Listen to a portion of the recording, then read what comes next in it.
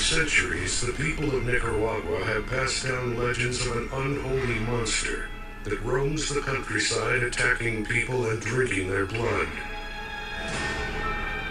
Scientists have always dismissed this creature as myth, like Bigfoot, Yeti, or Chupacabra. But in 1982, sightings of a fearsome humanoid beast have increased, forcing villagers to flee in terror and report excruciating deaths at the hands of this monster. Is this the vengeful work of angry gods, or the depraved creation of insane men? When an abandoned industrial building is cleared for demolition, a locked door is discovered in its basement. The door conceals an archive of strange and disturbing specimens, recordings, photos, and documentary films. Compelling evidence of monstrous creatures and preternatural events. The documentarian's whereabouts remain unknown. In his records, he identifies himself only as the Teller. His investigations reveal a frightening world of dark secrets.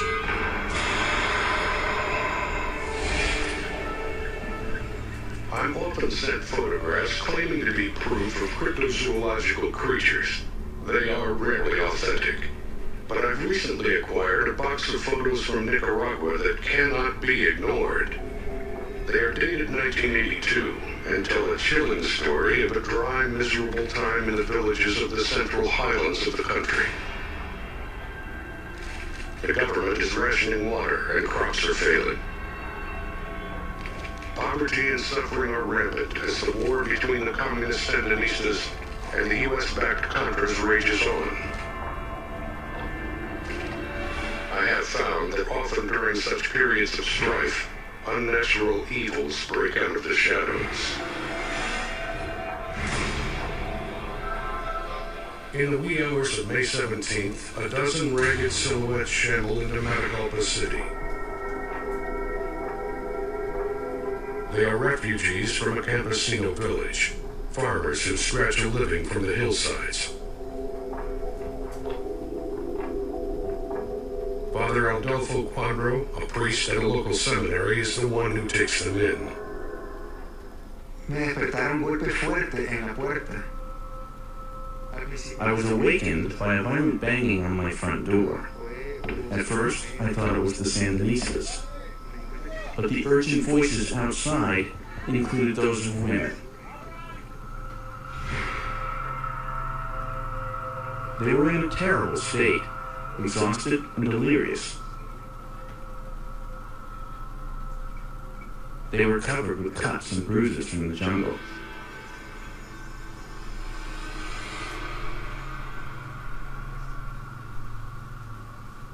They had traveled many miles across rugged terrain with no food or water. I wondered what made them flee in such a hurry. I couldn't fully understand what they were saying, but in time it became clear. It was a creature that caused them to flee. A beast that mercilessly killed all it saw. Men, women, sleeping children. It breathed pestilence from its lungs. I asked them why they did not shoot it. They looked at me like I was crazy. The people of this region carry a strong belief in talismans, potions, and the power of the ancient gods. According to Father Quadro, some villagers speak of a creature known as Macuana, the angry spirit of a young woman betrayed by the Spanish during colonial times. They fear she has been awakened, perhaps by the presence of foreigners on her soil. Others feel the beast is a proxy of the Nahuatl gods, who are known to be cruel and vengeful, drinkers of human blood. Though none of the villagers dared fight the creature, one boy was able to capture images. His hastily shot photos are the ones that prompt my investigation. Martino Reyes lived with his family in a tiny village outside Matagalpa.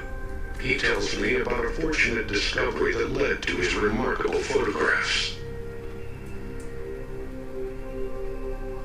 I was walking through the jungle and I found this abandoned contra camp. And what I saw was an old backpack. When I picked it up and I opened it, it was a camera. And it was like I found a treasure. I knew I could sell it and bring something to my family that we can really use.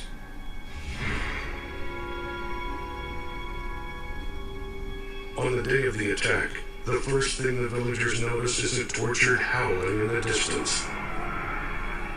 The terrifying sound approaches slowly.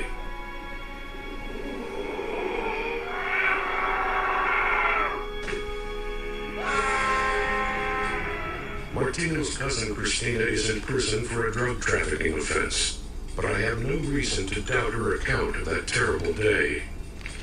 The mountains are full of the sounds of wildlife, but this was something unusual.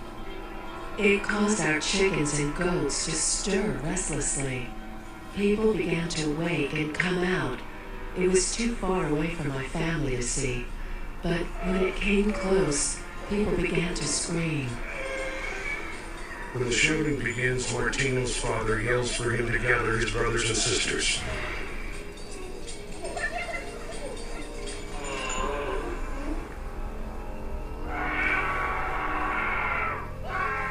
When we were running, the beast was trying to catch us, trying to reach us with his arms, and the only thing I could see is that it was slow, so I thought I could outrun it. So what I did is I grabbed the camera and I snapped it. And then with the flash, it seemed like to get frozen. And then my dad just grabbed me from the collar and we started running again. I did look back once, but the only thing that I could see is that it fell. But it lived again with the spirit within it.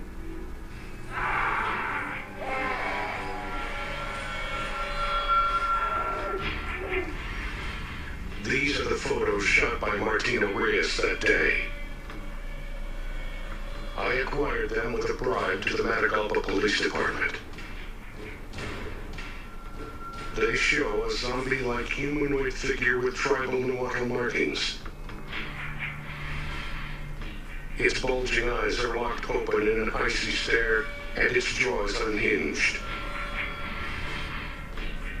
It's little wonder the villagers ran.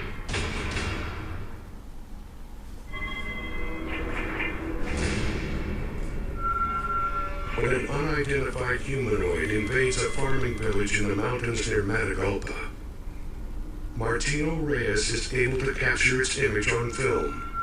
His family and neighbors flee, while the monster rampages through town. I can't dismiss these reports as simply legend or superstition. People at the north end of town began moving down the road towards us and then past us in the direction of the German plantation. That's when we first saw the beast for ourselves. It was following close behind them. I thought immediately of the snake spirits that inhabit our mountains and ponds. This creature carried that kind of spirit. Like the snake, its eyes were round and unblinking, and its jaw was locked open like a feeding python. His body jerked violently, as if he had some kind of fit, a struggle within. Like the spirit that lived within him was not used to walking on two legs. Christina witnesses a young mother stepping out of her hut with her 10-month-old child in her arms. The beast was right there in front of her. It bellowed out a cloud of death upon her, and she instantly fell to the ground.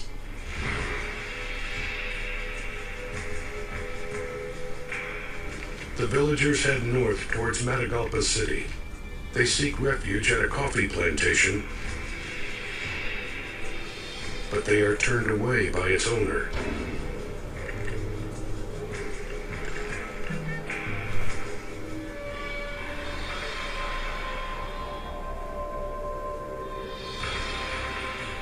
The plantation owner fears the villagers are rebels or bandits, not to mention that many in the group are showing signs of contagious disease.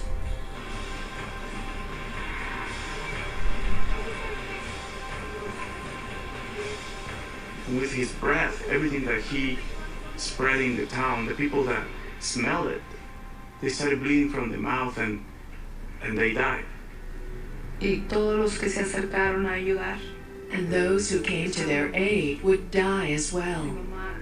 My mother told us not to go near anyone, whether they looked sick or not. There were fewer than 20 of us left. Half of our village was already gone. The men decided that we would head to Matagalpa City, where they had hospitals, and we could get the protection and healing of the church. Estaba contagiado. It was very difficult to tell who had the plague and who had simply fallen because of exhaustion and lack of water. We decided we had to leave behind the ones who were too sick to walk on their own. I will be praying forgiveness for that for the rest of my life. Martino and Christina's testimonies are sincere. And any doubt I have, any suspicion that this might be imagination running wild, is erased by the photos. I believe they are authentic, incontrovertible evidence that something is out there. But what? I study the photos on and off for days. The creature's bugging eyes are reminiscent of Maori tribesmen when they are in a battle frenzy. Could this be something similar?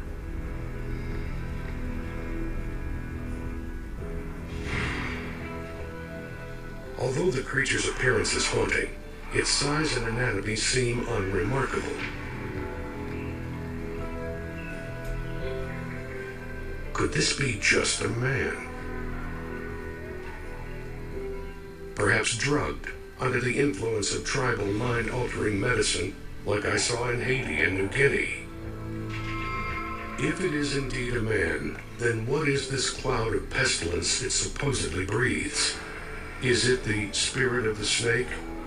Nothing in the photos show the cloud, but the kid is right on the money with everything else he describes. He never even saw the pictures. He just turned the film over to the police, and his account matches the photos to a T. I believe he saw what he said he saw.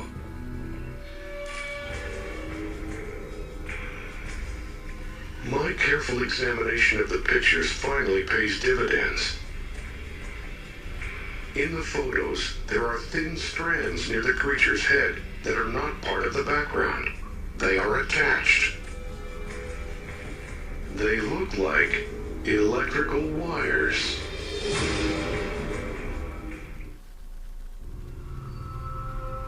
A Nicaraguan village has been decimated by a horrible humanoid monster. At first, I consider this as another sighting of a cryptid, such as the Loch Ness Monster, the sea creature first spotted in Scotland in 1933. Or Yeti, the abominable snowman, seen periodically in the Himalayas since the 1900s, and Bigfoot, or Sasquatch, the ape-like beast reported in the forests of the Pacific Northwest. In Nicaragua, there are several other legendary monsters that fall into this category, but this case is clearly different. I have the photos authenticated by an associate in Interpol's Counterfeit Deterrence Group. There are 3 classifications in photo authentication. Vintage means they were printed from the original negative at or near the time that the photos were taken. Original indicates they were printed at some point from the original negative. And contemporary means they were copied by a photographic process from the original. Martino's photos are definitely vintage, shot and printed in 1982. The grainy photos of the creature show wires embedded in its head, and there may be implants in other parts of its body. If this thing is electronically controlled or commanded, I know it must be the work of either the KGB who backed the Sandinistas or the CIA who backed the Contras. I managed to track down a former Soviet agent, Jan Gorska, who agrees to be interviewed. He flatly denies any involvement. At the time I was working for SB, that's like a Polish KGB, Polish Secret Service, and I was deployed internationally as an expert in psychological warfare and unconventional weapons.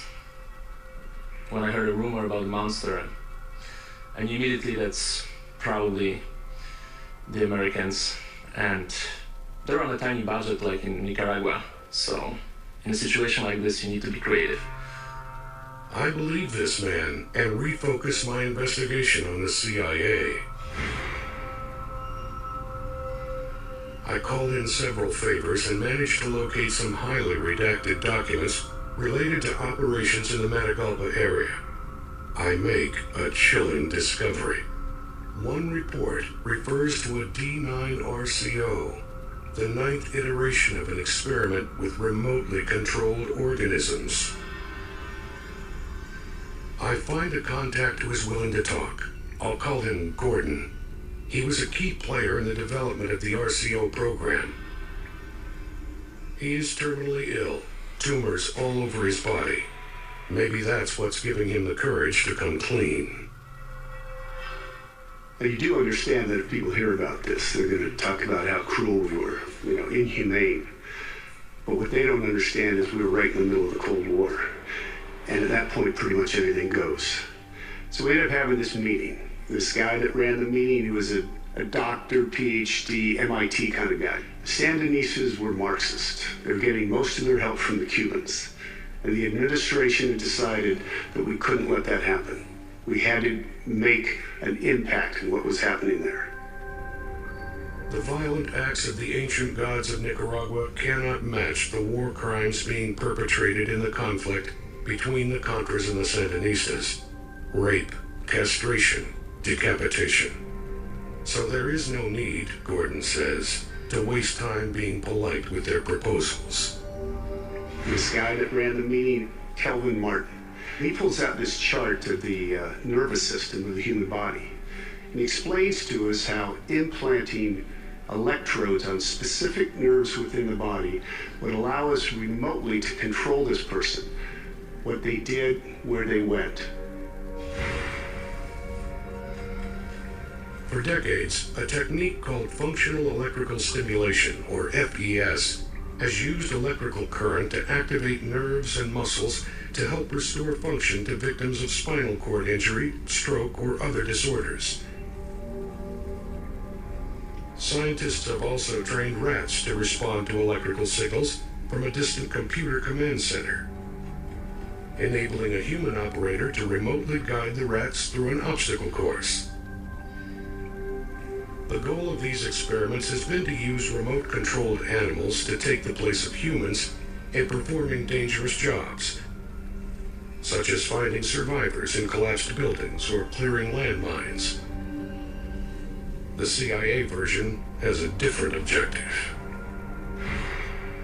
With the delivery vehicle perfected, the team now needs to decide how to weaponize the RCO. We removed the stomach and inserted a canister inside that was filled with a biological agent. We also took out the tongue. The tongue was taken out for two reasons. One, to make sure the person couldn't speak, and two, to allow a tube that was coming from the tank to be accessible from that area so that when we did want to release the gas, we could. The mouth was wired open, the eyes were wired open. The mouth was wired open, the eyes were wired open. And we would just guide these people into either an enemy encampment, a village that we were interested in, and on our desired time, we would release this gas, and it would come out in a large cloud. And either people that were close by would immediately be affected by it, and or down the road, because the wind would be blowing, that gas cloud would move around. This experiment is brutal. The subjects are unwilling participants, and they must experience excruciating pain. I have to find out if this project continues beyond these first hideous tests.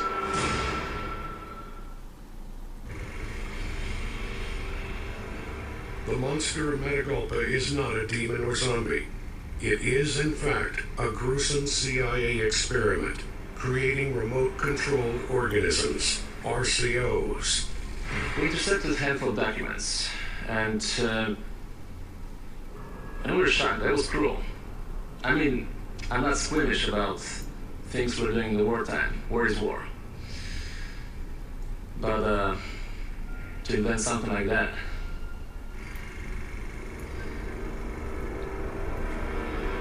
The RCO, once implanted with its weapons, will be intravenously pumped full of fluids and nutrients. An unfortunate last meal. Then it will be walked into an enemy area where it will constantly seek people out, all the while blasting clouds of powdered botulism from its mouth at even intervals. When the powder reservoir is empty, the RCO will be destroyed.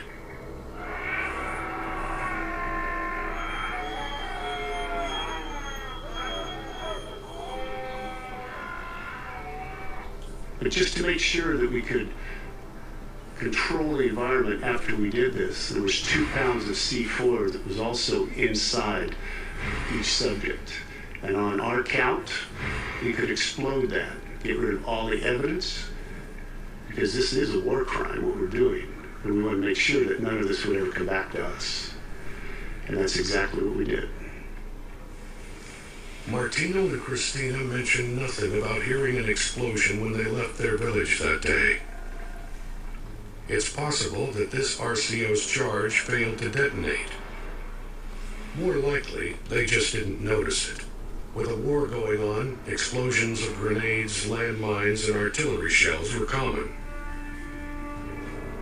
The RCO is not just an effective killing machine. The inventors also cleverly designed the creature as a tool for psychological warfare. We had one of our SF guys say, you know what, let's paint these guys. Let's paint them like some of the mythical figures within the native belief system there. And we did that. And as a result, not only did they kill the people we wanted dead, but the ones who survived, they ran around telling everybody else what was going on and scared the hell out of them. To use the person's unwilling body and put explosives into it, that was really something beyond my imagination. The Cold War gave birth to such strange ideas. In the 60s, we had a plan to assassinate Castro with an exploding cigar. We developed an expensive program to train bees to kill people. The RCO could be written off as just another brief anomaly in history. But during America's war in Afghanistan, this document was intercepted from Special Operations Forces in the field. It contains the words, "Penetrate cave complex to neutralize HVT, high-value target, with D-27 RCO."